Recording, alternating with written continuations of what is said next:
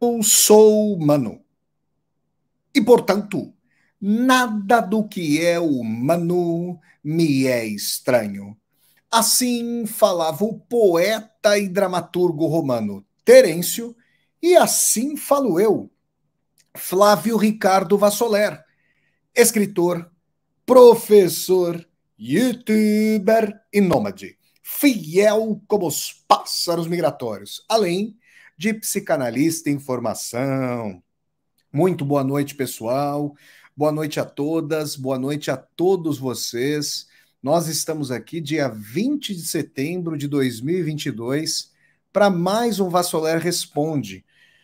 E eu quero dizer a vocês que o tema desse Vassoler Responde, ele surgiu de uma situação concreta que eu testemunhei, ou melhor, que eu ouvi no último domingo.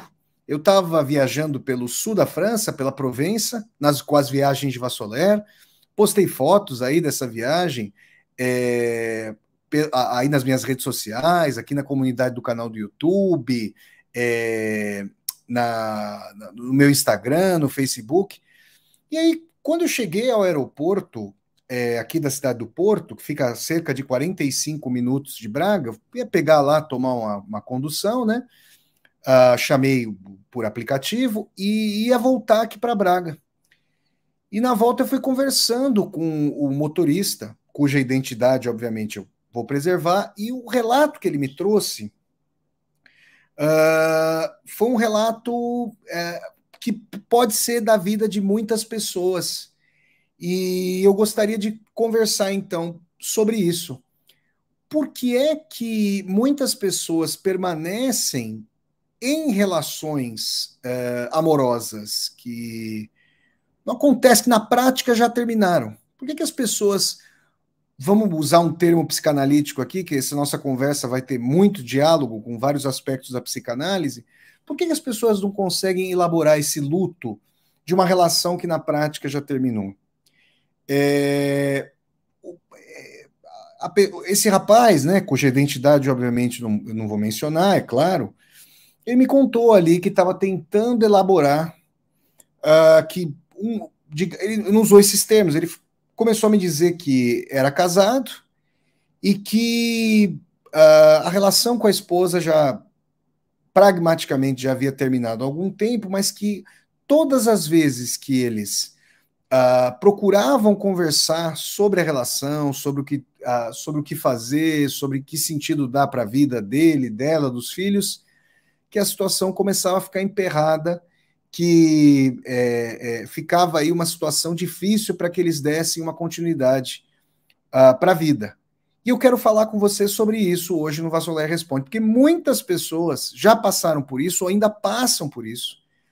E nós vamos investigar aqui psicanaliticamente, socialmente, emocionalmente, o que está envolvido aí nessa questão de permanecer numa relação amorosa que na prática já terminou.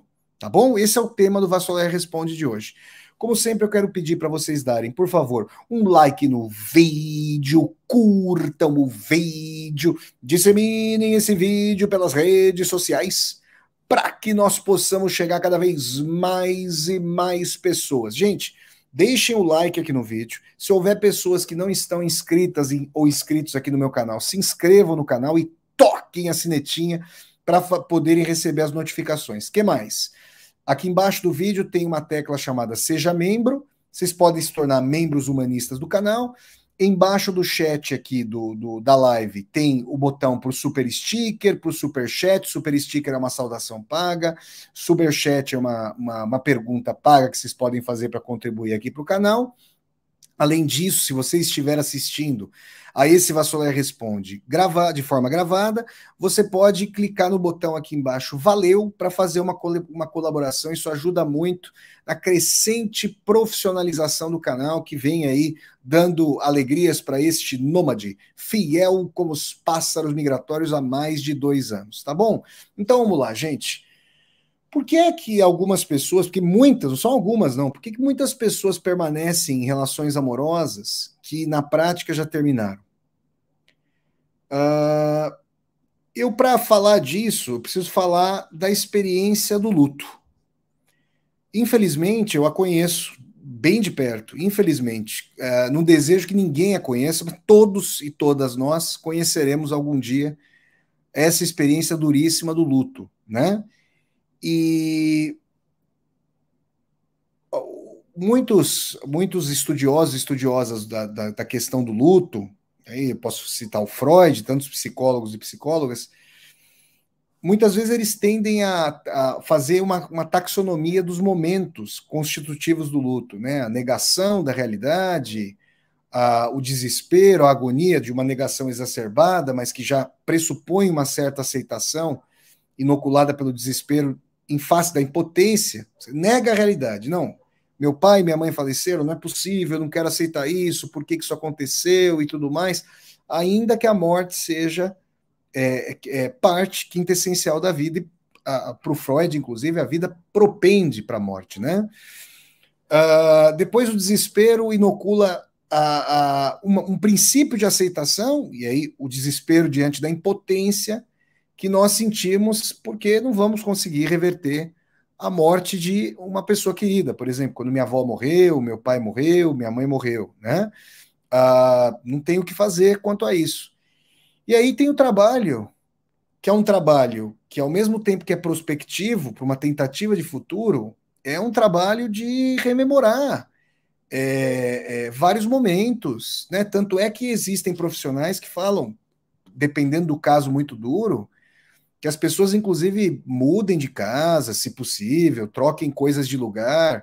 A simbologia é muito importante, gente. Parece aleatório. Claro que esse processo é interno, mas o interno está coligado, né? A nossa constituição anímica, obviamente, ela está no mundo, está coligada com o mundo. Então, eu vou dar um exemplo para vocês. Minha mãe faleceu há 10 anos. Já haviam falecido a minha avó Antônia, meu pai Tadeu, minha mãe Marineusa faleceu. Minha avó em 96, minha avó Antônia, meu pai Tadeu em 2002 e minha mãe Marineusa em 2012. Quando minha mãe faleceu, a minha irmã e eu nos vimos diante da questão de que o núcleo da nossa família, que havia morado ali no bairro dos Casas, em São Bernardo do Campo, que a ancestralidade havia acabado. Então, eu me lembro muito bem, havia uma locadora ali no a Century Video, no Butantã, no bairro onde eu morava, o saudoso Flávio, que também já faleceu, manda um abraço a todos, que Deus os tenha, né? E eu fui alugar filmes, eu me lembro disso, da época em que eu era adolescente, filmes que eu nem gostaria mais de ver naquele momento da minha vida, com 30 anos de idade, mas eu fui alugar e eu me dava conta de que eu estava refazendo um momento em que estava dada a condição de que minha família estava lá, meus pais estavam lá. Isso fez parte do processo de elaboração. Você já começa a sentir que não é possível reconstituir a vida tal como ela era, mas você retoma imaginariamente, você quer se lembrar dos lugares, você começa a falar, por exemplo, eu chamava minha irmã me chamava, a gente começava a conversar sobre uma determinada situação. Muito obrigado aqui pela Mônica Barcoquebas, pelo super sticker. Muito obrigado, querida Mônica, que é, inclusive, aluna desse curso que eu estou ministrando atualmente sobre o grande romance Anna Karenina, do mestre russo Lev Tolstói, né? E quero chamar o pessoal que está no Instagram e o pessoal que está no Facebook para vir aqui para o meu canal do YouTube, Flávio Ricardo Vassoler, tá bom? Vamos lá. Então, reviver esses filmes, reviver, por exemplo, eu assisti aquela série Anos Incríveis, com o Kevin Arnold e a Winnie Cooper.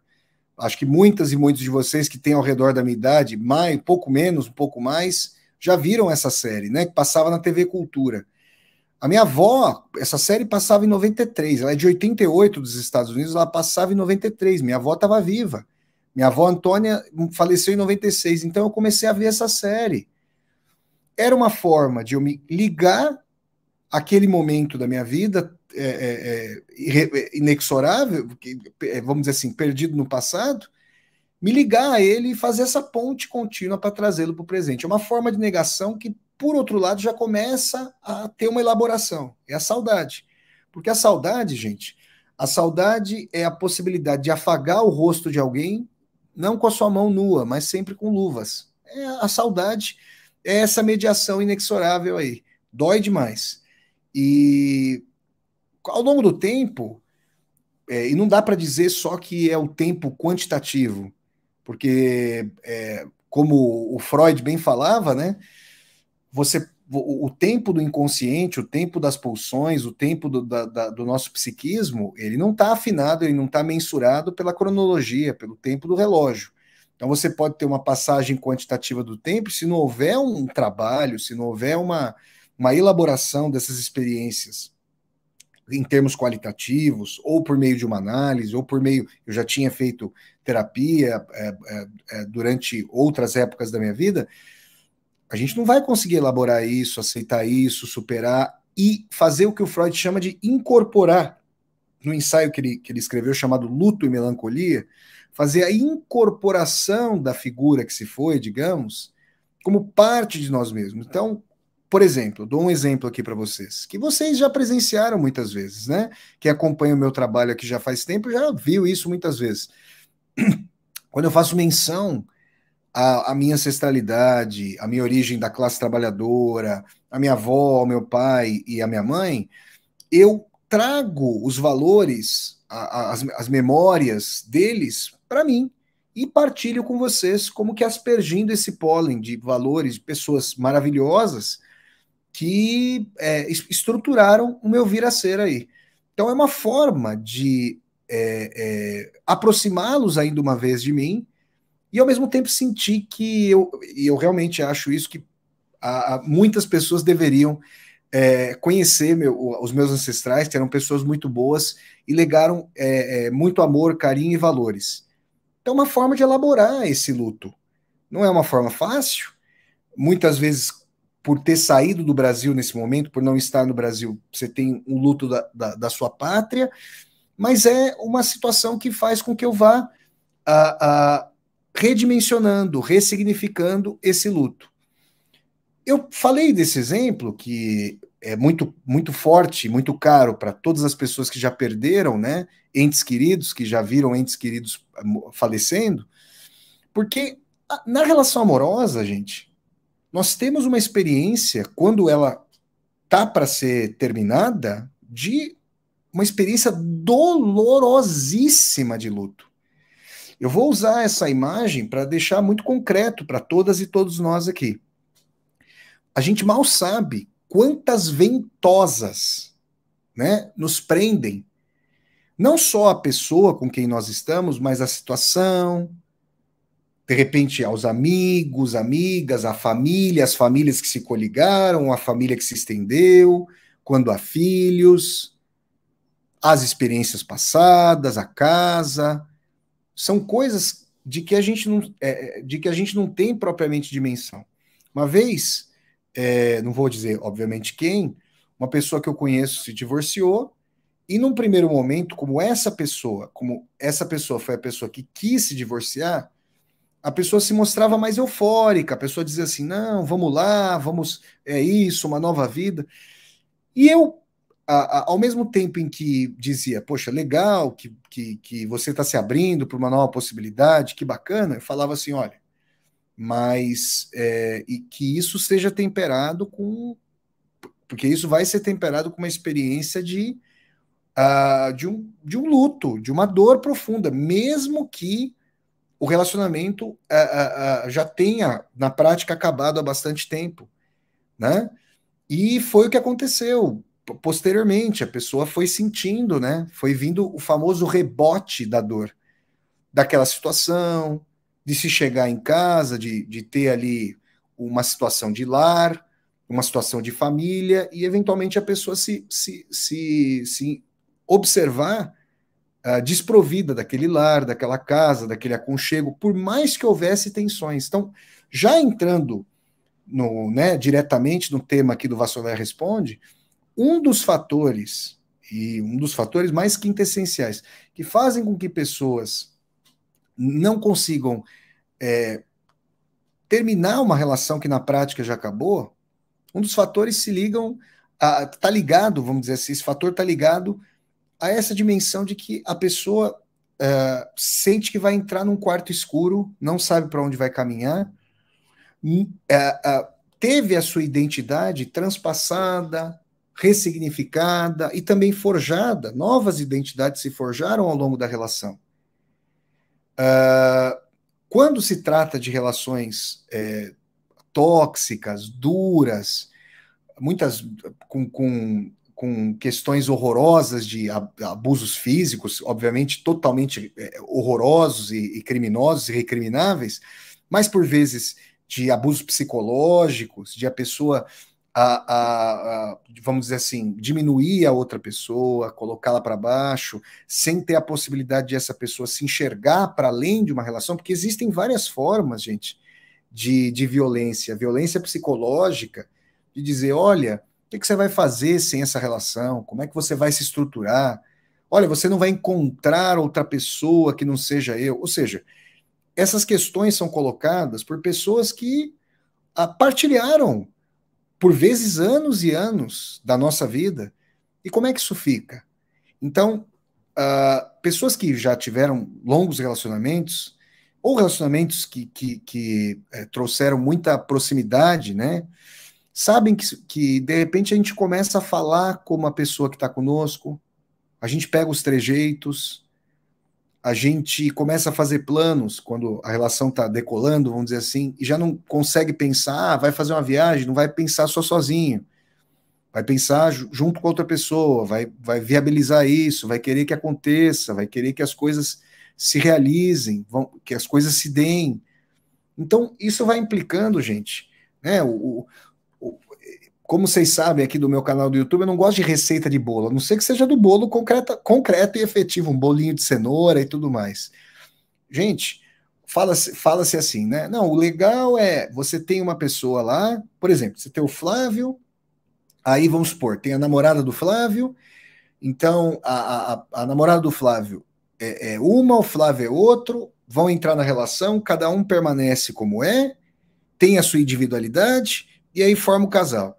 Gente, isso é muito bacana, mas na prática, as pessoas, elas se fundem, elas trocam ideias, as personalidades se aproximam, pessoas que eventualmente tomam mais, digamos, uma pessoa que tem eventualmente mais atitude, que tome mais decisões, ela pode, por afeto, por carinho, por vezes, querer tomar uma decisão.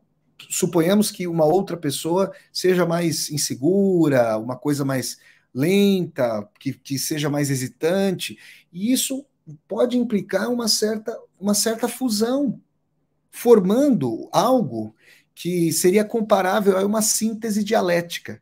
Não é nem a tese de um, nem a antítese da outra pessoa, mas sim uma nova síntese, uma nova fusão aí. E quando a relação vai se dando, vai acontecendo, ainda que nós sintamos, né, as pessoas que estão se relacionando, ainda que as pessoas sintam, não está mais dando certo, a gente não, eventualmente as pessoas já não se respeitam, as pessoas entram em litígio, em conflito, discutem, se tratam, digamos, mais asperamente. São várias as questões, né, que contrapõem as vontades e tal. Desfazer esse processo de conjuminação não é nada simples, porque entra um aspecto de desejo, entra um aspecto de seguir por aquele mesmo caminho e sentir, não, aqui eu tenho um porto seguro, ainda com as suas tensões, e eu sei onde eu estou. Tem também gratidões, ou seja, que as pessoas fizeram algo por nós fizemos pelas pessoas. Tem aquela projeção daquele vir a ser do qual as pessoas também não querem se desvencilhar. Então, todo esse processo gera uma identidade maior do que um e do que a outra, do que o eu e do que o outro. Gera o eu outro com hífen. E é muito difícil desvencilhar disso. É necessário, é importante para pessoas que queiram tocar a vida para um novo caminho, mas é uma elaboração de um luto. É o trabalho de um luto. Não é um luto físico de uma pessoa, por exemplo, como de um ente querido que faleceu, mas é o luto de um sonho, é um luto de um desejo, é um luto de uma crença, porque por vezes uma pessoa que chega a uma relação com um arquétipo do que é uma relação, e nós todas e todos somos socializados com esses arquétipos, seja por telenovelas, seja por meio de romances, filmes, seja por meio do que vemos em relação aos nossos pais, ou da distância do que há do arquétipo para a relação que vemos entre os nossos pais. Então, por vezes, essa crença fica completamente abalada. E o Oscar Wilde, né, esse grande autor que muitas e muitas vezes eu cito aqui, um gigantesco autor e um grande ensaísta e um grande aforista, o Oscar Wilde, ele costumava dizer o seguinte: mais difícil do que realizar um sonho é de um sonho abrir mão. Olha só. Antes de realizar algo, gente, por quanto tempo a gente dormiu com esse algo, a gente conversou com esse algo, a gente labutou por esse algo, e aí, numa relação, isso está acontecendo e de repente não vai mais, não tem mais como continuar. Nossa, é muito duro. É admitir que uma parte etérea de nós será amputada. E, na verdade, essa falta, ela nos vai ser substancialmente constitutiva. Então, o luto de uma relação, o que faz, fatores fundamentais que fazem com que pessoas que estão numa relação que na prática já acabou, que não terminem essa relação, fatores muitas vezes estão ligados a essas questões que eu estou trazendo aqui para vocês. Agora, muitas pessoas que chegam, né?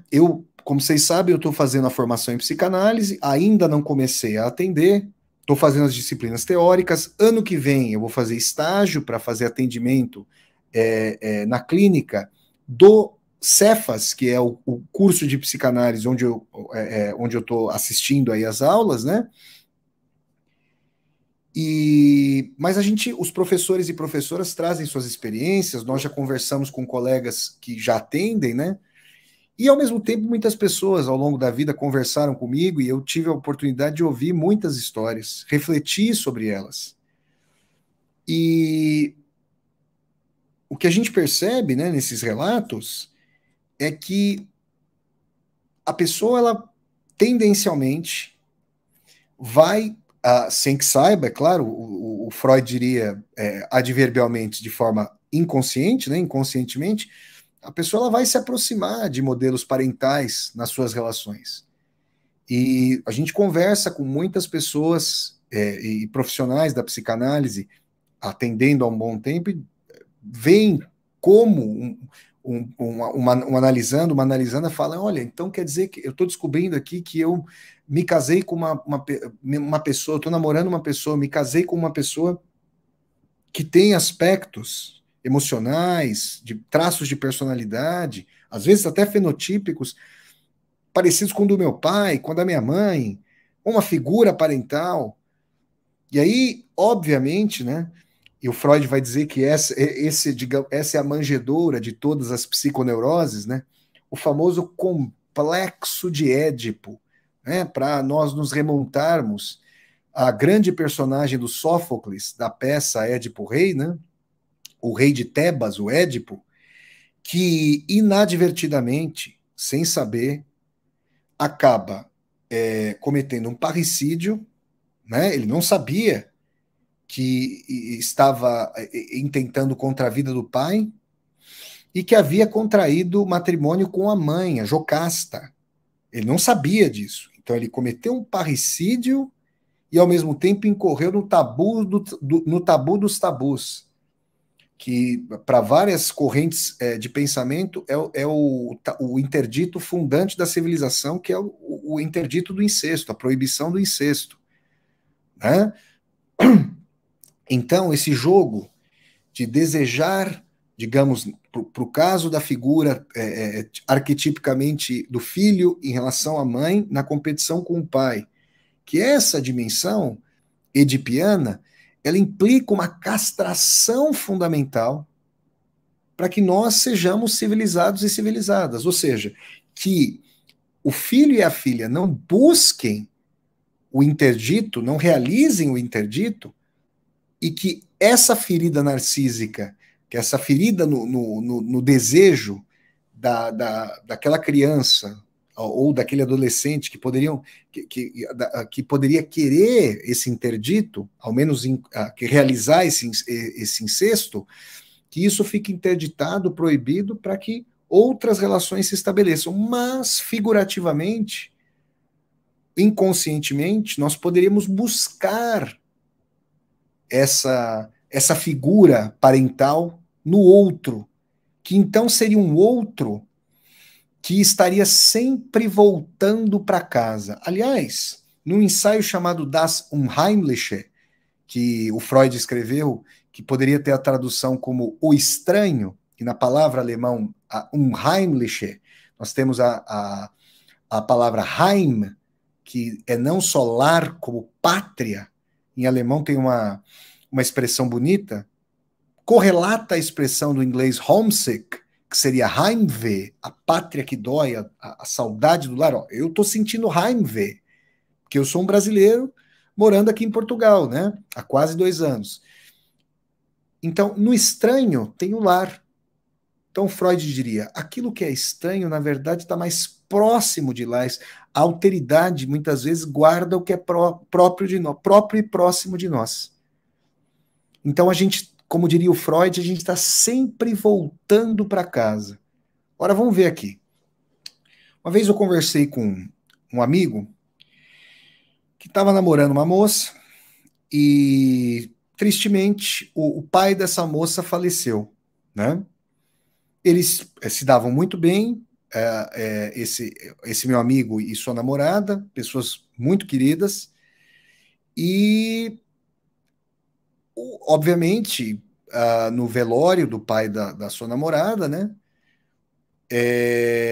Ele prestou todas as condolências, estava ali, a abraçou e foi uma das pessoas a carregar o caixão, a segurar a alça do caixão, para que o pai da moça fosse enterrado.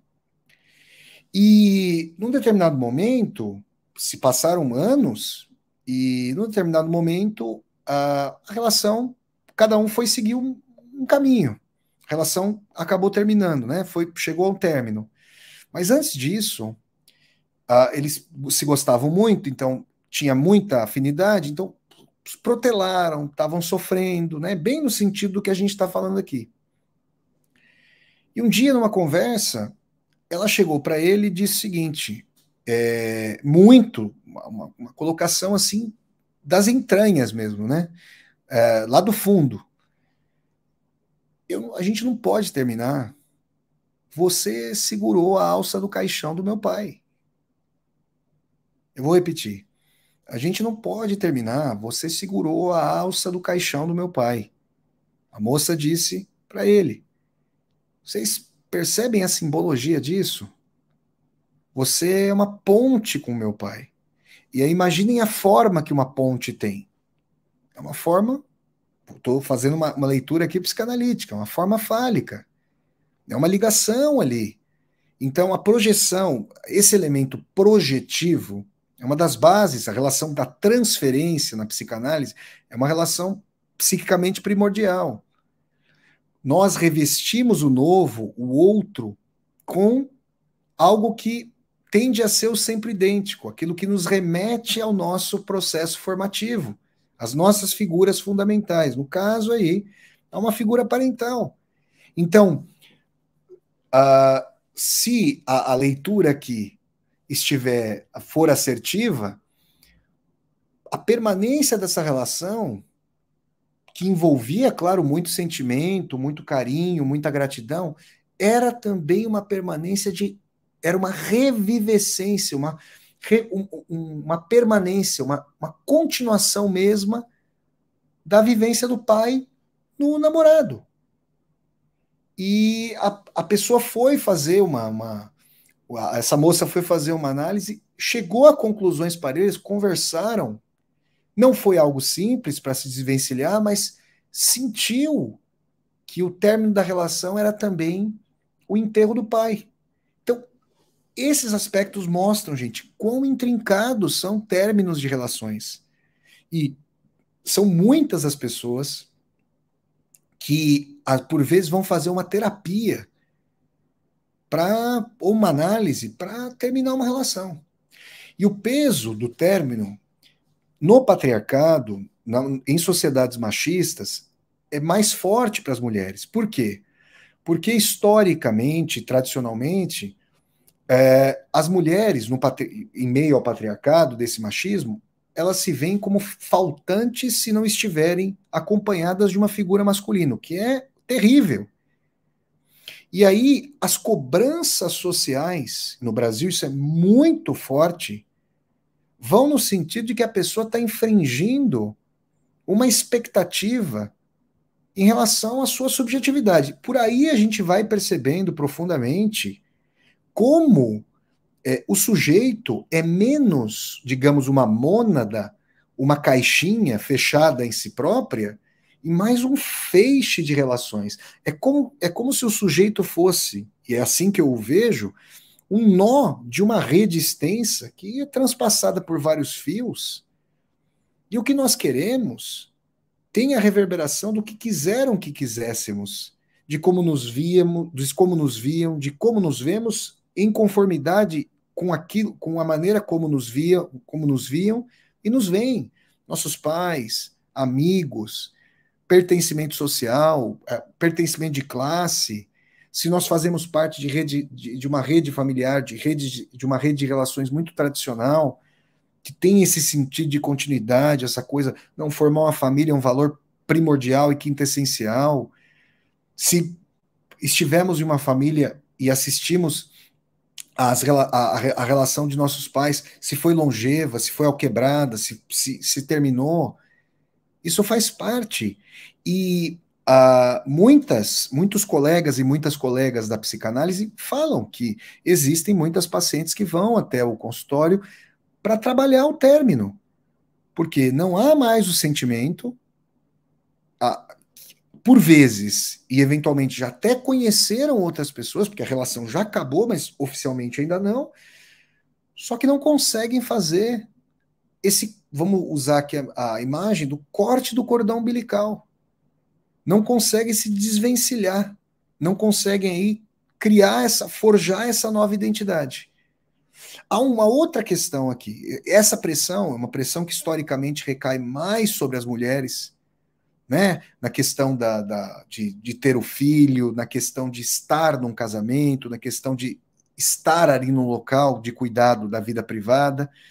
Mas tem um outro fator aqui, e isso felizmente vem se transformando, porque o questionamento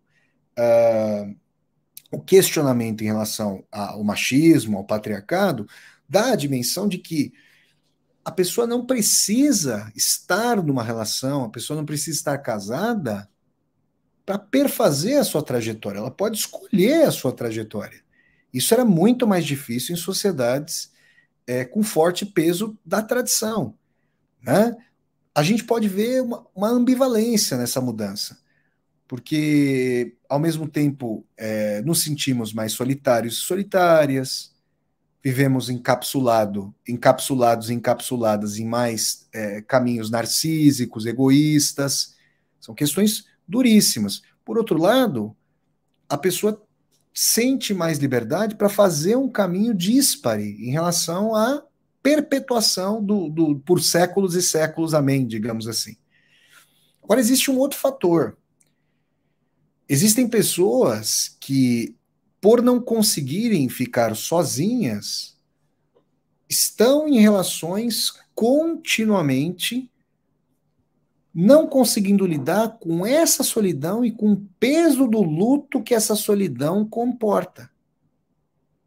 Vocês podem conhecer pessoas que já passaram por isso, né? Pessoas que, por exemplo, a pessoa está lá numa relação amorosa, homem, mulher, né?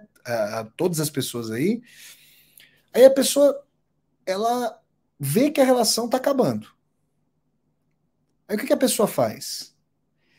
A pessoa começa a se aproximar de outras pessoas. Não que ela esteja cometendo, digamos, uma traição, que esteja exorbitando. Quer dizer, não objetivamente, mas de outras maneiras, digamos. Mas ela começa a se aproximar de outras pessoas.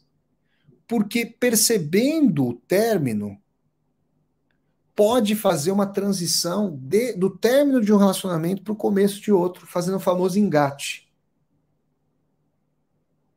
Olha, isso é uma coisa muito difícil. Para não dizer que a pessoa vai falar o nome do ex-namorado, da ex-namorada, para outra pessoa, essas coisas. Bom, a vida ela acontece como, digamos, com a aleatoriedade da grama que nasce entre as frestas das calçadas, né?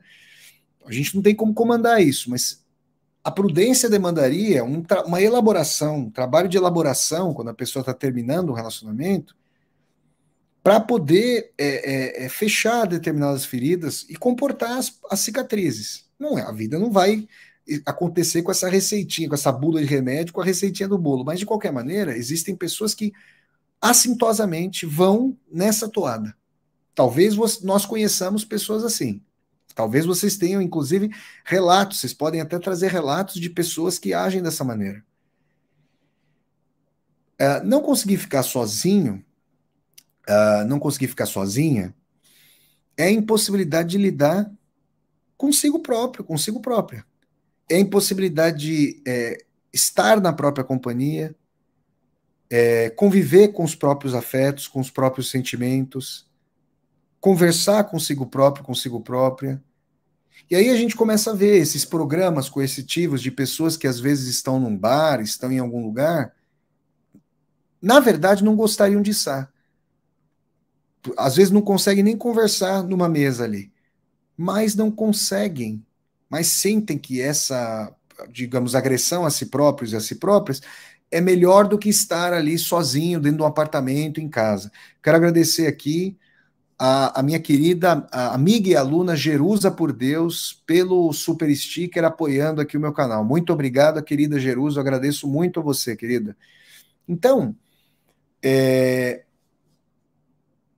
a impossibilidade da convivência consigo, ela é um fator fundamental para a pessoa buscar uma análise, uma terapia, para a pessoa... por que a pessoa não consegue lidar com as questões que invariavelmente chegam até elas? Por que as pessoas não conseguem? Agora, né? Nós ainda não saímos de todo dessa horrível pandemia do coronavírus, mas muitas pessoas, né? Virou um lugar recorrente, um lugar comum, de que muitas pessoas aí, por terem que ficar em casa, tiveram justamente que lidar com questões que por vezes estavam protelando, deixando de lado. Tem um grande filósofo, teólogo e matemático francês, o Blaise Pascal, que falava sobre os divertissements.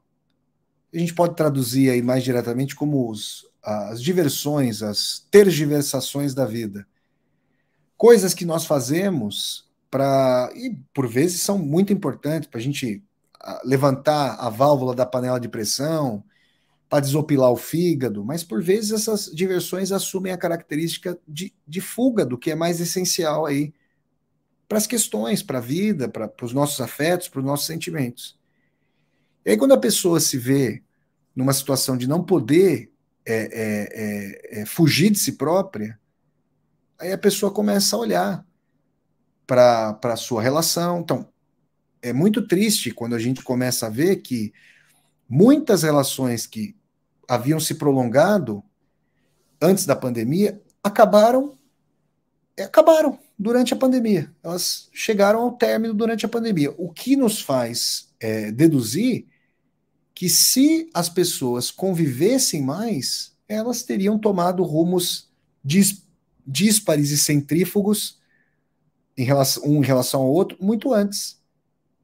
Ou seja, não havia ali companheirismo, amorosidade, mas como várias escolhas que nós fazemos são escolhidas através de nós e não propriamente por nós, nós referendamos muito mais o querer de outrem sobre nós do que o nosso querer. É muito difícil separar o joio do trigo nesse sentido.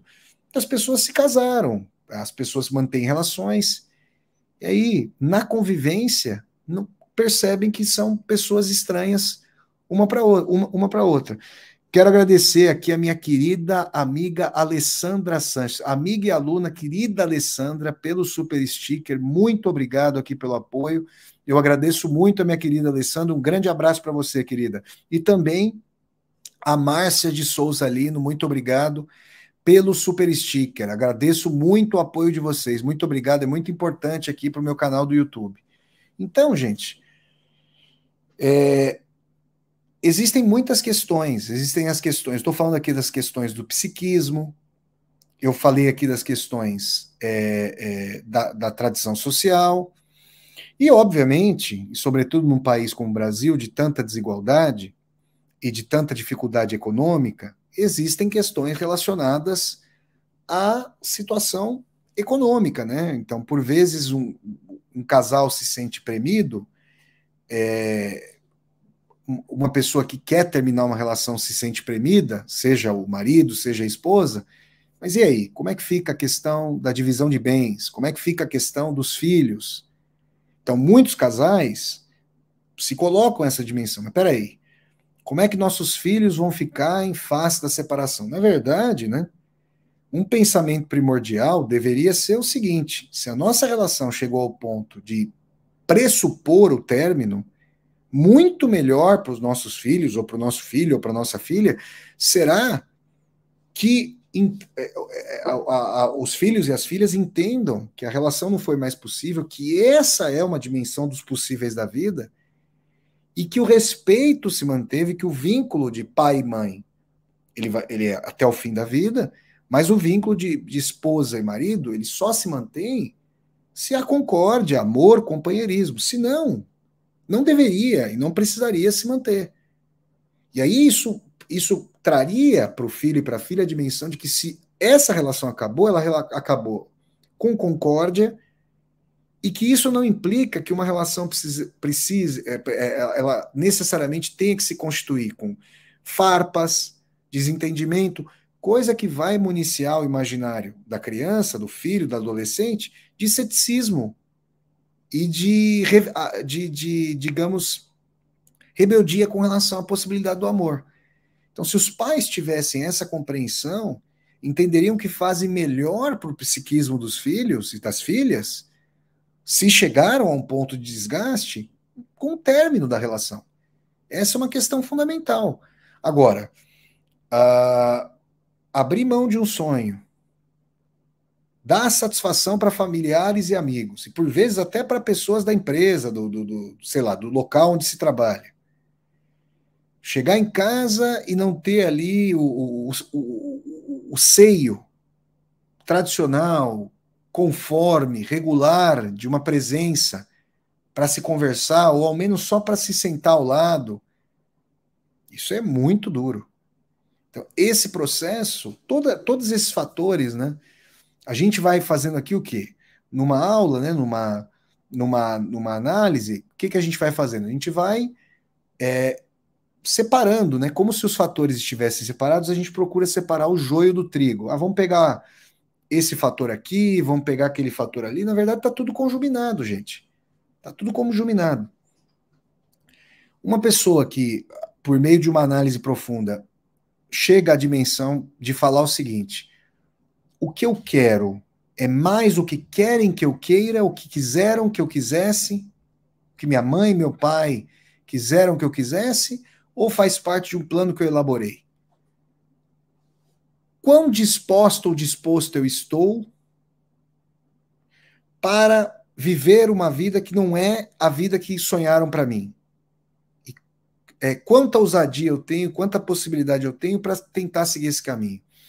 Como vocês sabem, eu falei aqui, eu estou ministrando um curso sobre o romance Anna Karenina, do grande Lev Tolstói. E no momento em que eu estou aqui, né, nesse sábado vai ter mais uma aula do curso, vai ser a terceira aula do curso, e a gente vai falar sobre as partes 3 e 4. A Anna Karenina, ela tomou muita coragem para chegar para o seu marido, o Karenin, né, e dizer para ele que ela tinha uma relação extraconjugal com o Vronsky e que ela queria se separar dele. Ela foi muito corajosa naquele final do século XIX, na Rússia, sociedade patriarcal, machista, para falar: é isso mesmo, É o que eu quero, é isso. Muito bem. Aí o que aconteceu?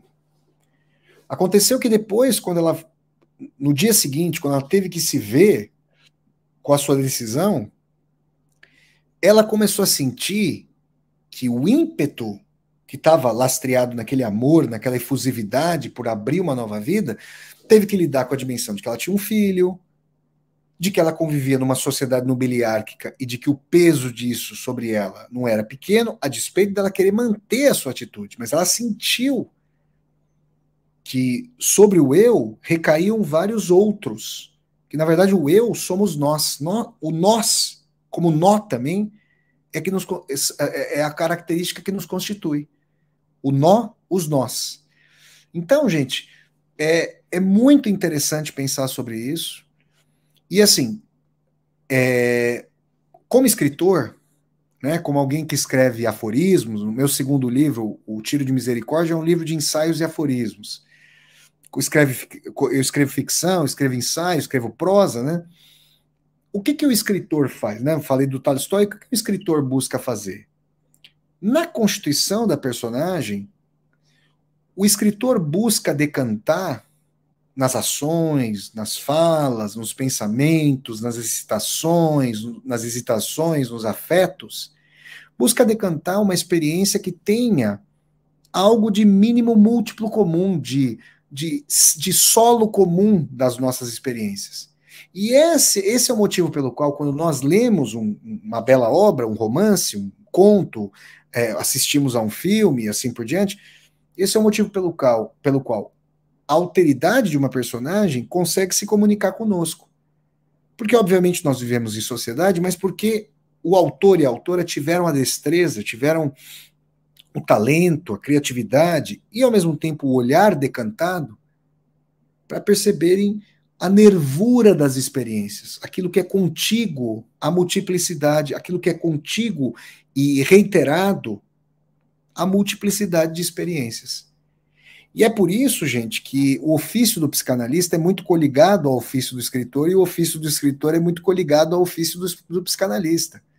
Né? Você ouve as histórias e eu vou dizer para vocês que, como escritor, muitas vezes quando vão me contar uma história, cacuete do escritor, eu consigo bolar na minha cabeça, não poucas vezes, qual pode ser qual pode ser o desdobramento da história antes de a pessoa me contar. Eu vou bolando possibilidades. Às vezes, quando eu estou assistindo a um filme, isso também acontece. Eu falo, olha, isso aqui pode ser que vá para cá, pode ser que vá para lá. Por quê? Porque a gente começa a perceber as reiterações dos afetos, daquilo que a gente chama de condição humana, daquilo que as pessoas fazem. Então, o apoio psicanalítico, o apoio psicológico é totalmente fundamental para trabalhar esses aspectos. Tanto é que o SUS, Sistema Único de Saúde, deveria fornecer. Eu sei que tem lá a possibilidade de tratamento psicológico, mas o quadro de funcionários, psicólogos e psicólogas, psicanalistas contratados e contratadas, ele tende a ser insuficiente para a cobertura do Brasil. Mas é muito fundamental que as pessoas possam fazer um tratamento psicológico, psicanalítico. Aí, esse é um fator também que faz com que nós entendamos por que nas camadas populares as pessoas vão até uma igreja. Olha só, eu tenho conhecidos e conhecidas que vão do bairro operário onde eu morei, em São Bernardo do Campo, que vão a determinadas igrejas, né? E o que a gente percebe? Além do sentido de pertencimento, de regramento, de estruturação da vida segundo valores tidos como transcendentais, que são os valores bíblicos, existe ali uma figura de aconselhamento por parte dos colegas da comunidade religiosa, o pastor, que vai trazer. Tem uma figuração tanto do pai, da sabedoria, quanto de um psicólogo. Quero agradecer aqui a querida Alice Rainer pelo super sticker, pelo apoio. A Alice, assim como a Márcia, assim como a Alessandra, assim como a Jerusa, que estão apoiando aqui o canal. A Alice faz todos os cursos que eu ministro pelo Zoom. A Alice Rainer e sua mãe Elvira, muito obrigado às duas por todo o apoio. Muito obrigado. Então, O pastor, o padre, o pastor, eles fazem, às vezes, de conselheiros, ou daquele ouvido da escuta. Isso pode acontecer na confissão católica, ou pode acontecer ali, quando a pessoa fala, olha, pastor, eu não sei o que eu faço. Porque se falta a possibilidade financeira para a pessoa contratar um psicólogo ou uma psicóloga, um psicanalista ou uma psicanalista, a pessoa vai até, por exemplo, uma comunidade religiosa. Vocês estão percebendo isso? Eu tenho um irmão, o Danilo, que eu mando um grande abraço. Meu irmão é testemunho de Jeová. E ele é ancião do salão. O ancião é aquela figura que conhece muito bem a Bíblia, faz ali, profere os discursos, os ensinamentos bíblicos, e quando há, eventualmente, eu conversei muitas vezes com o meu irmão Danilo sobre isso, quando há algum tipo de questão na comunidade, ali na comunidade dos Testemunhos de Jeová, da região onde ele mora, os casais muitas vezes vão conversar com os anciãos ali do salão respectivo, e os aconselhamentos se baseiam ali nos textos bíblicos, naquilo que tem de sabedoria ou tem de ensinamento do texto. Isso faz, às vezes, de uma terapêutica. É isso que eu quero que vocês entendam. Né? Por que será que por que a classe média, muitas vezes, recorre menos? Porque recorre menos à experiência religiosa comunitária, ao pertencimento de uma determinada igreja, a uma determinada igreja, certos filões da classe média. Porque existe a possibilidade da contratação de um profissional. Então, aí a gente vai entendendo as nuances desse processo, que é histórico, social, psicológico, afetivo, do luto do relacionamento, do término de um relacionamento, do aconselhamento, de como fazer. Não é um processo linear, existem as várias peculiaridades da vida. Agora, uma coisa é certa: pessoas que permanecem em relacionamentos que já acabaram estão fazendo como Roma fez com os cartaginenses. Vocês saberem a crueldade que o Império Romano exerceu contra Cartago, Roma, depois de derrotar militarmente Cartago, ainda salgou a terra para falar que não vai nascer mais nada. A pessoa está ceifando a possibilidade de acreditar em algo outro. Porque nós vamos carregar as pedras das experiências, a gente vai caminhando pelo rio e sentindo as pedras. Né? Domingo foi ao ar um vídeo das viagens de Vassoler, no último domingo, aí hoje é terça, 20, esse domingo, dia 18 de setembro de 2022, foi ao ar um vídeo das viagens de Vassoler em que eu andei pelo rio Adide, lá em Verona, descalço. E, nossa, machucou pra caramba o pé, que você vai sentindo as pedrinhas lá. Só que você vai se aclimatando. E ao mesmo tempo, essas pedrinhas que machucam os pés, depois você vai carregar nos bolsos, você vai carregar sobre as costas, você vai levar a sua experiência. Ninguém vai passar olimpicamente pela vida, incólume pela vida. A gente vai carregar essas feridas, essas dores. Agora, ficar escarafunchando uma relação, não sair dela e muitas vezes se afeiçoar ao cárcere, salga a possibilidade de olhar para o futuro. E pode fazer com que o outro que vier seja um outro reiterado. Então, essa reiteração de padrão em relacionamento tem que ser vista também como.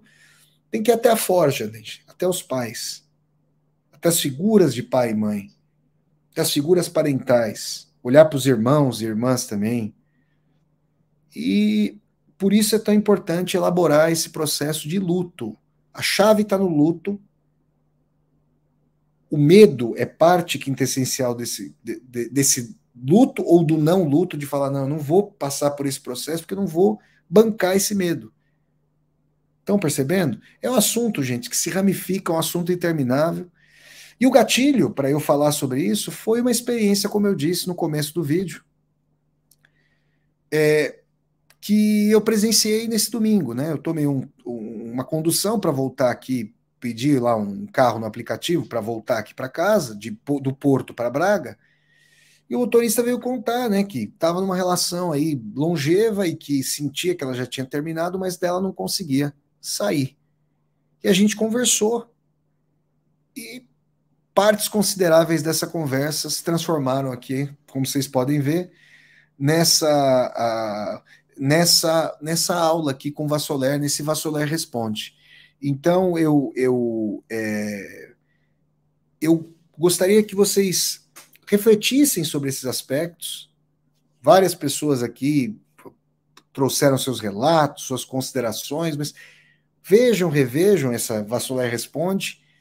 Estaremos sempre juntos aqui no meu canal do YouTube. Por isso eu digo, eu sou humano e, portanto, nada do que é humano me é estranho, porque podemos falar sobre os afetos, relacionamentos amorosos, amizade, política, geopolítica, literatura, filosofia. Aliás, para mim, a literatura é a arte, é a seara que engloba todas essas visadas, todas essas tomadas de posição no mundo, numa só obra, numa só construção. Porque as personagens são os seres artísticos mais próximos de nós. Se movem, comem, dormem, têm medo, têm pujança, têm fraqueza, mesquinhez, dureza. É isso então, gente. Quero agradecer aqui a todas e a todos vocês, a audiência. Quero pedir para vocês darem um like no vídeo, curtam o vídeo, disseminem esse vídeo pelas redes sociais para que nós possamos chegar a cada vez mais e mais pessoas. Se você estiver assistindo a esse vídeo gravado, tem uma tecla aqui embaixo. Seja membro para você se tornar membro, humanista, e tem a tecla valeu. Você pode dar um valeu aí, mandar uma contribuição financeira que ajuda bastante o canal. Tá bom, gente? Quero agradecer a todas e a todos vocês. Quem não estiver inscrito ou inscrita no canal, se inscreva aqui no canal e toque a sinetinha para poder receber as notificações. Tá bom, pessoal? Um abraço aí a todas e a todos vocês. Muito obrigado pela audiência. Nos vemos na próxima. Tchau, pessoal. Valeu, valeu. Tchau, gente. Até a próxima. Valeu. Tchau, pessoal. Valeu.